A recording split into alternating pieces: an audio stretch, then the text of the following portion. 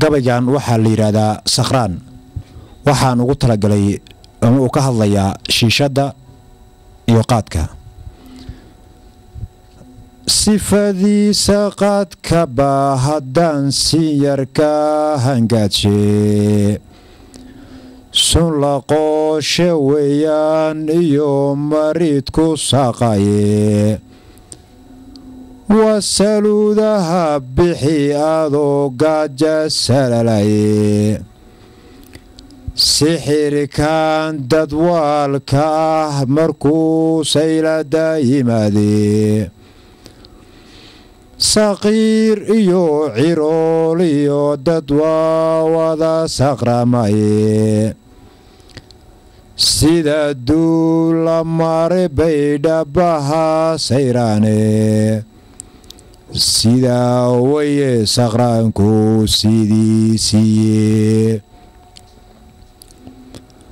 sida waye saqraanku sidiisiye qarba socod ku qaylo sumcadi lahayne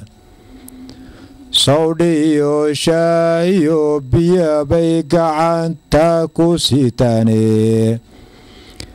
dabadeed suuqyada dhexdoodiyo dhabaha sayraare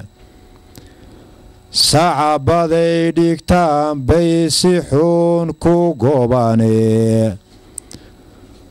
hordadu ku seegshaa suntiisoo seexad waad niciye salaadiyo soonkiyo salaado ku dhaafa sababtii weeyaane sidaa waye saqraanku sidiisiye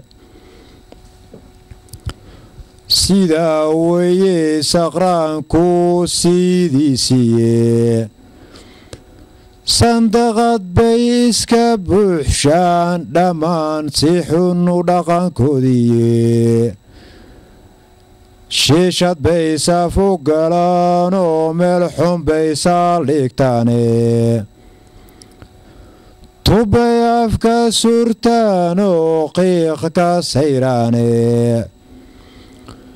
saddex jeer bay dab saaraan oo haddana waa isla nugaane singal maadar iyo sawjaba u simantaye sariigti bay ka tageen iyo hiddii saxda ahaye salaan gaar ah bay leeyihiin iyo sawaxaan qayloye sidaa waye saqraanku sidiisiye sidaa waye saqraanku sidiisiye